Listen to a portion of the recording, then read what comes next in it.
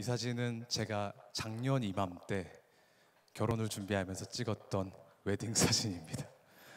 어떤 분은 이 사진을 보면서 지금은 있는 턱이 이때는 없다면서 옷을 대여하면서 같이 실루엣도 대여한 것 아니냐 뭐 이런 농담을 하셨는데 제 실루엣이 맞고요. 굉장히 잘 나왔죠? 잘 나왔습니까? 제가 생각할 때는 굉장히 잘 나왔습니다. 왜 그러냐면 얼굴이 안 나왔거든요. 누가 저한테 인생 사진이 뭐냐고 묻는다면 저는 기꺼이 이 사진을 꼽을 것 같습니다. 여러분들에게도 인생 사진이 다 있으시죠? 네. 보통 인생 사진을 찍으면 어떻게 하십니까? 압축해서 비밀번호 걸어놓고서 외장하드에 옮겨놓고 꽁꽁 숨겨서 아무도 못 보게 하시는 분은 아마도 없을 겁니다. 보통은 카톡 프사에 걸거나 페이스북에 올리거나 인스타그램에 올리죠. 여기 계신 분들도 그렇게 하시죠? 네, 아니신 분들은 어떻게 싸이월드에 올리십니까? 세이클럽 이런 데 올리시는 거 아니죠? 다 올리실 겁니다. 왜 올립니까? 너무 잘 나온 사진이니까 혼자만 가지고 있는 게 너무 아까워서 자랑까지는 아니더라도 다른 사람들 보여주고 싶은 마음에 올리시는 거겠죠. 제가 인스타그램 월 사용자가 10억 명이 넘는다라는 기사를 최근에 봤는데 현대 사회에서 모두가 다 하고 있는 소셜 미디어, 인스타그램, 페이스북, 카톡 이런 것들 이런 것들을 하지 않고 사는 것은 불가능에 가까울지 모르지만 어쩌면 이런 시대상은 우리 크리스천들에게는 조금 위협적이고 위험한 일일 수 있다는 생각이 듭니다.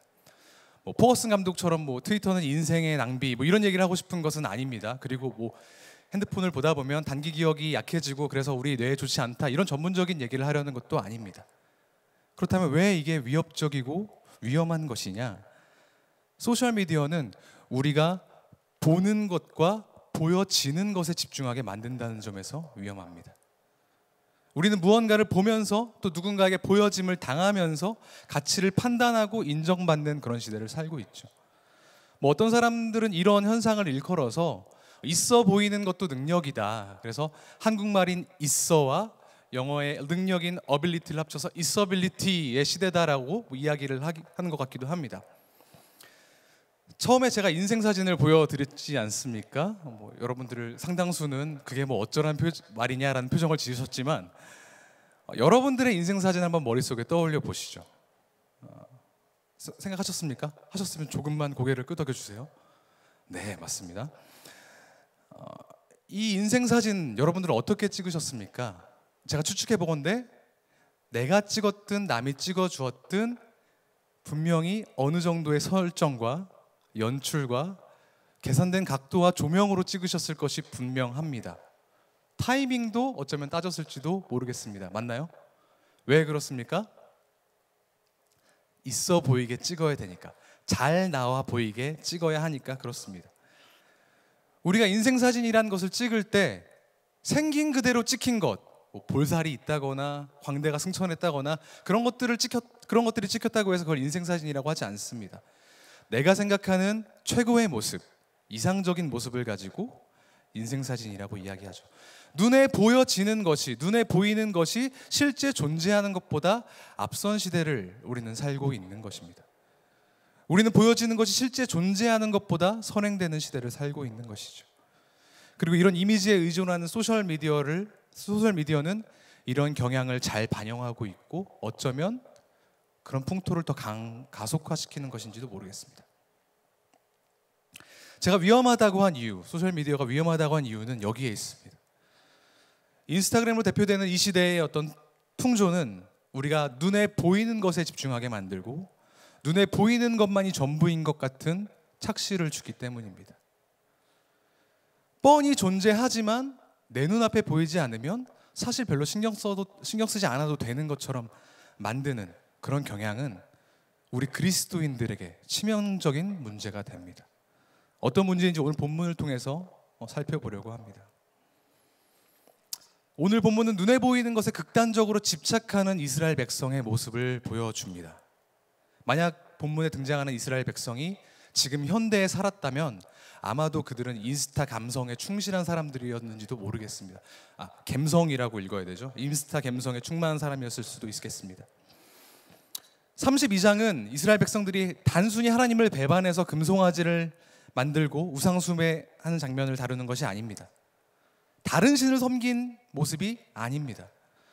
6절에 보니까 아론이 이날은 여호와의 절일이다 라고 얘기하기도 하고, 또 그 예배하는 방식이 하나님이 가르쳐 주신 번제와 허목제였던 걸 생각해 보면 오히려 그들 마음속에는 하나님을 섬기려는 마음이 있었는지도 모르겠습니다. 다만 방법이 잘못되었던 것이죠. 1절을 함께 같이 볼까요? 1절 띄워주시겠습니까?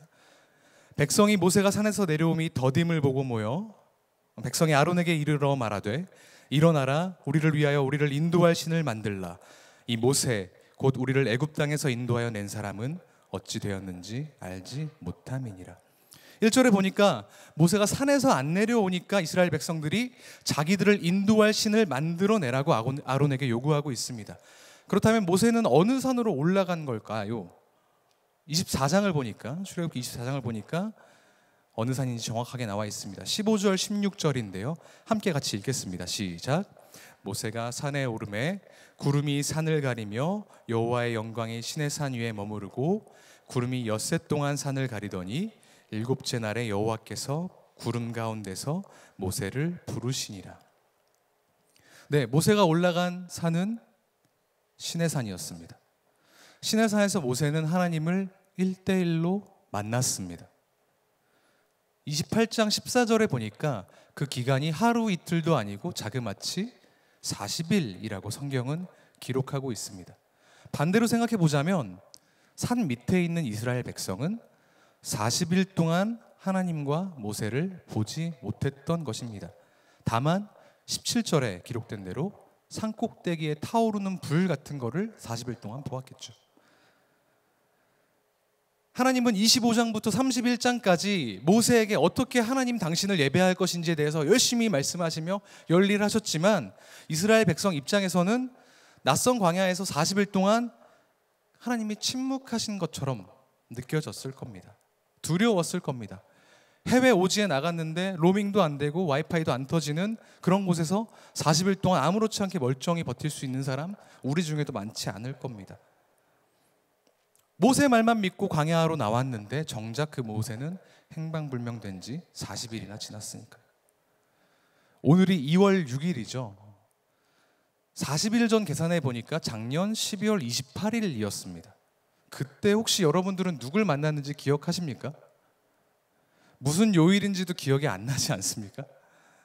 한 달이 넘는 그 시간 동안 아무것도 보지 못했던 이스라엘 사람들은 자신들이 버려진 게 아니다, 이런 증거가 필요했습니다. 그래서 자신들을 지금 이 버려진 상태에 두지 않을, 자신들을 인도할 신을 원했습니다. 그래서 아론에게 눈에 보이는 신을 만들어 달라고 요구한 것입니다. 금송아지를 직접 만든 것은 아론이지만 6절에 보니까 이스라엘 백성들이 아침부터 예배했고 뛰놀았다는 걸 표현해 보면 썩 그 모양이 마음에 들었던 것처럼 보입니다. 금송아지를 만들고 예배한 아론은, 또 이스라엘 백성은 공범이었던 것이죠. 이들은 두 가지의 치명적인 실수를 저질렀습니다. 눈에 보이는 것에 집착한 나머지 금송아지를 만들어서 이스라엘 백성이 저지른 실수 두 가지를 나눌까 하는데요. 그중에 첫 번째는 무엇일까요? 이스라엘의 첫 번째 실수는 바로 앞에 있는 증거를 보지 못한 것이었습니다. 출애굽기 10장을 보시면 출애굽기에서 어쩌면 성경에서 가장 스펙타클한 장면이 나옵니다. 하나님의 구원을 의미하는 장면이에요. 홍해가 반으로 갈라진 장면입니다. 그 기적을 눈으로 본 이스라엘 백성들이 어떠했는가? 성경은 14장 31절에서 이렇게 기록합니다. 함께 같이 읽어볼까요? 14장 31절입니다. 시작. 이스라엘이 여호와께서 애굽 사람들에게 행하신 그 큰 능력을 보았으므로 백성이 여호와를 경외하며 여호와와 그의 종 모세를 믿었더라. 이스라엘 백성은 홍해 사건 이전에 이집트에서 이미 하나님이 이집트에 내리신 10가지 재앙, 피게이파, 악도금의 흑장 10가지를 보고 나서도 또 홍해 사건을 보고 나서도 스펙타클한 하나님의 역사를 직접 본 사람이었음에도 불구하고 1절에서 우리를 인도할 신을 만들라고 과거를 잊어버리는 것처럼 이야기합니다. 심지어 아론은 금송아지를 만들어 놓고 이게 사실 과거에 너희를 구원해낸 신이다 라고까지 과거를 완전히 부정하고 있습니다. 그런 기억들이 있음에도 불구하고 어떤 분들은 이 장면을 보면서 에이 전도사님 실제로 본 거긴 하지만 사람 기억력 너무 약하니까 기억력이 안 좋아서 잊어버릴 수도 있지 않습니까? 핸드폰도 없었는데요 라고 얘기하실 수도 있겠습니다. 네, 사람의 기억력은 믿을 만한 게 못 된다는 거 동의합니다. 하지만 이스라엘에게 있어 하나님의 역사는 단순히 그들의 기억력에만 의존된 채 유지되는 것이 아니었습니다. 2절에 보니까 아론이 이렇게 얘기합니다. 보시죠. 32장 2절입니다. 아론이 그들에게 이르되 너희 아내와 자녀의 귀에서 금고리를 빼어 내게로 가져오라. 아론이 만든 금송아지는 그들이 차고 있던 이스라엘 백성 각각 사람들이 차고 있던 금붙이로 만들어진 것이었습니다. 그런데 이 금들 어디서 난 걸까요? 이스라엘 백성이 광야에 나왔을 때 부업으로 금을 캐러 다녔다 이런 기록이 성경에 나와 있지 않은 걸 보니까 아마도 제 추측컨대 출애굽기 3장, 11장, 12장에 나와 있는 하나님이 명령대로 이집트 사람에게 금붙이를 요구하라고 해서 얻은 그 금붙이였을 것이 타당할 겁니다. 그렇게 생각하는 게 타당할 겁니다. 12장을 보니까요 35절과 36절입니다. 이스라엘 자손이 모세의 말대로 하여 애굽 사람에게 은금패물과 의복을 구하매 여호와께서 애굽 사람들에게 이스라엘 백성에게 은혜를 입히게 하사 그들이 구하는 대로 주게 하심으로 그들이 애굽 사람의 물품을 취하였더라 라고 이야기하고 있습니다. 오늘 본문에서 이스라엘 백성이 가지고 있던 금붙이는 출애굽 당시 그들이 이집트 사람에게 받은 것이었습니다. 12장 말씀을 따라 생각해 보면 그 금붙이 또한 하나님이 이스라엘을 애굽에서 구원해 내신 구원의 상징이었던 겁니다. 이스라엘 백성들은 하나님의 인도를 상징하는 그 금붙이를 자기 귀에 걸고 다녔으면서도 정작 하나님의 구원은 기억하지 못한 것입니다. 바로 앞에, 귀걸이니까 바로 옆에 있는 증거를 보면서도 잊고 있었던 거죠. 40일 동안 하나님이 침묵하실 때 길기도 하고 짧기도 한 침묵 가운데 이스라엘 백성은 하나님의 구원을 새까맣게 잊어버리고 심지어 귀에 차고 있는 구원의 증거인 금붙이조차 눈에 보이고 의지할 만한 우상을 만드는 데 사용해버렸습니다. 우리도 다르지 않습니다.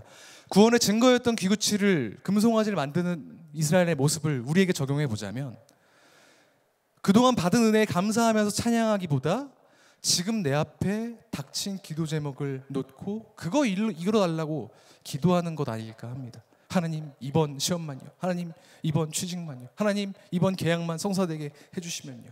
그동안 인도에 오셨던 하나님은 까맣게 잊어버린 채 앞으로 인도해낼 무언가를 구하는 그런 모습. 여기 있는 우리들은 모두 하나님의 은혜로 구원을 얻었고, 맞죠?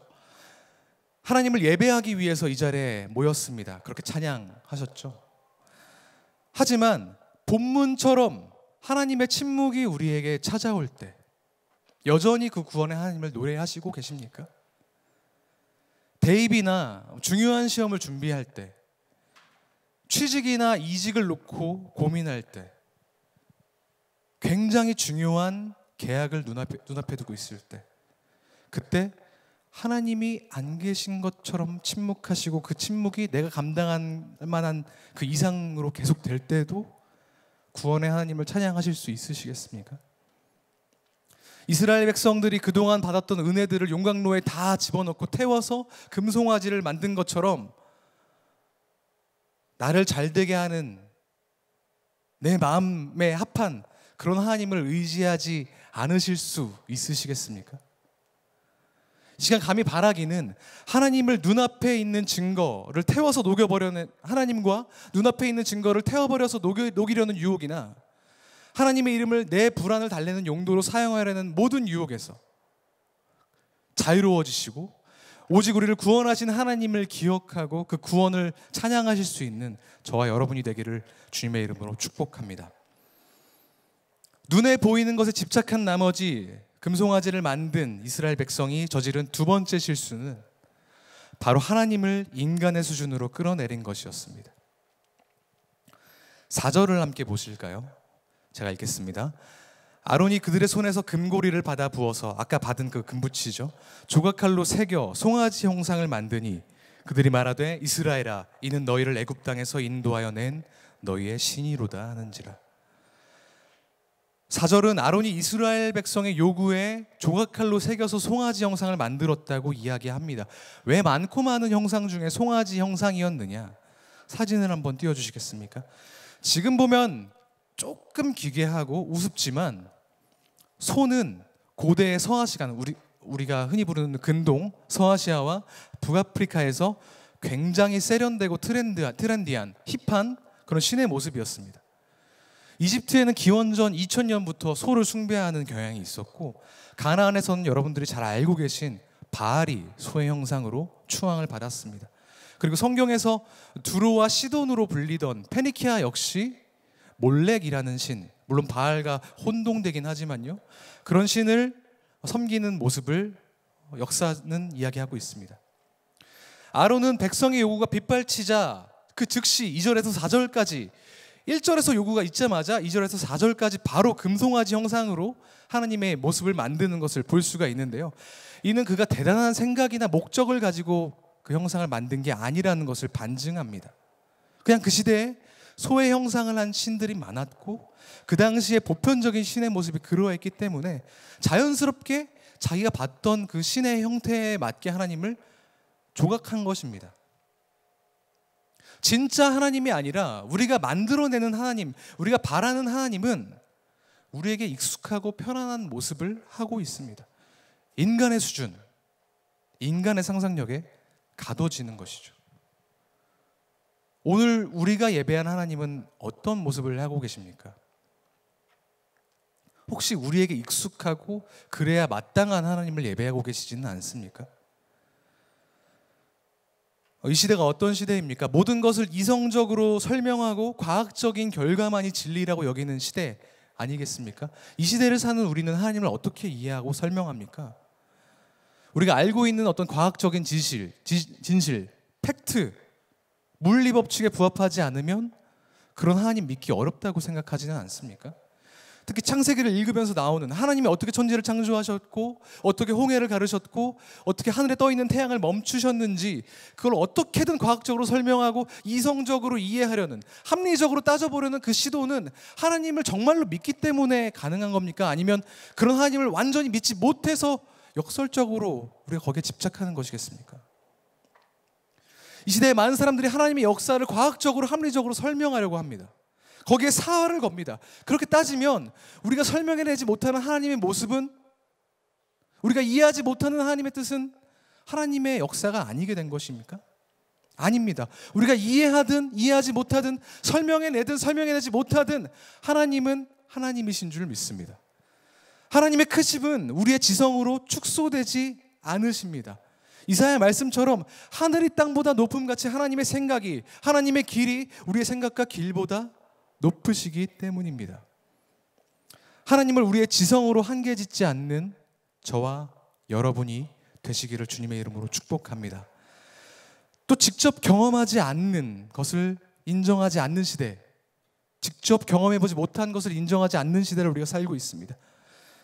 특히 예배 가운데 그런 모습들이 많이 일어나는 것 같습니다.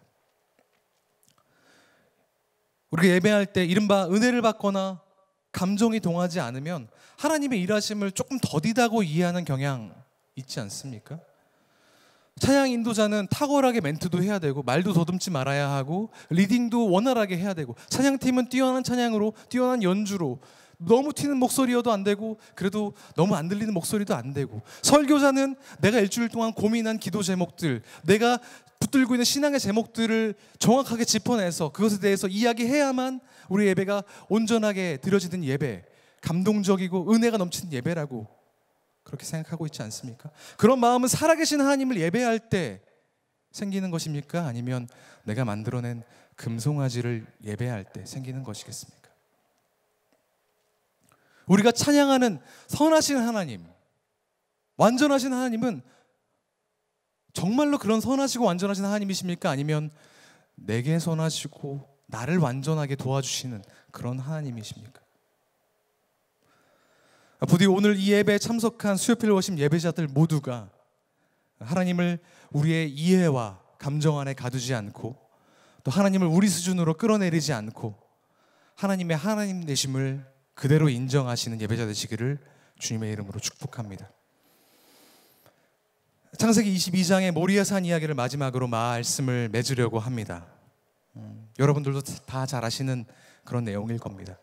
하나님은 아브라함을 시험하시기 위해서 그 사랑하는 아들 100세 되어서 겨우 본 독생자를 번제로 드리라고 말씀하시죠. 착잡한 마음을 가지고 산으로 올라가는 아브라함에게 이삭이 묻습니다. 22장 7절에서 8절에 보니까 이삭이 이르되 불과 나무는 있거니와 번제할 어린 양은 어디에 있나이까? 아브라함이 이르되 내 아들아 번제할 어린 양은 하나님이 자기를 위하여 친히 준비하시리라 하고 두 사람이 함께 나아가서 그렇게 기록하고 있습니다. 그 이후에 13절에 보니까 아브라함이 이삭을 죽이려고 하고 하나님이 그것을 극적인 순간에 막으시죠. 그리고 나서 눈을 들어 보니 13절에 보니까 한 순양이 뿔의 수풀에 걸려 있었다고 기록되어 있습니다. 혹시 아브라함이 산으로 올라가면서 슬쩍 중턱쯤에 양이 수풀에 걸려 있는 것을 보고 하나님의 빅픽처가 이런 것이다 라고 생각하고 7, 8절에서 하나님이 자기를 위하여 번제물을 준비하셨다라고 얘기했겠습니까? 성경은 그렇게 기록하고 있지 않습니다. 아브라함은 자기 아들을 죽여야 하는, 오늘 본문에서 이스라엘이 하나님의 침묵 속에서 기다려야 하는 40일보다도 더 길었을 그 사흘간, 그 끔찍한 순간 가운데서도 보이지 않는 순간에 일하시는 하나님을 믿었기 때문에 그렇게 순종할 수 있지 않았겠습니까? 오늘 본문의 이스라엘 백성은 정반대의 모습이었죠. 하나님은 그들을 위해서 친히 어떻게 해야 하는지 말씀해 주시고 계셨지만 이스라엘 백성은 그들의 눈에 하나님이 보이지 않았기 때문에 없는 것처럼 생각하고 그들을 구원해내신 사실까지도 부정해버렸습니다. 우리는 이런 이스라엘 백성처럼 보이지 않는 것을 보는 시력을 잃어버렸는지도 모릅니다. 때로는 이미 펼쳐진 하나님의 은혜를 망각하고 살아갑니다. 또 하나님이 내 생각과 마음에 합하게 일하시지 않는다고 그것을 없는 것처럼 취급할 때도 있는 것 같습니다. 보이는 것만을 실존하는 것으로 여기고 보이지 않는 것에 집중하지 않는 그런 인스타그램형 신앙이 아니고 구원의 증거를 잊어버리거나 하나님을 우리 수준으로 축소해서 생각하는 금송아지형 신앙이 아니고 항상 뚜렷하고 명확하게 보이지는 않을지라도 희미한 것이라도 믿고 의지하면서 보이지 않는 것을 볼 수 있는 믿음을 위해 기도하고 찬양하는 저와 여러분이 되시기를 주님의 이름으로 축복합니다.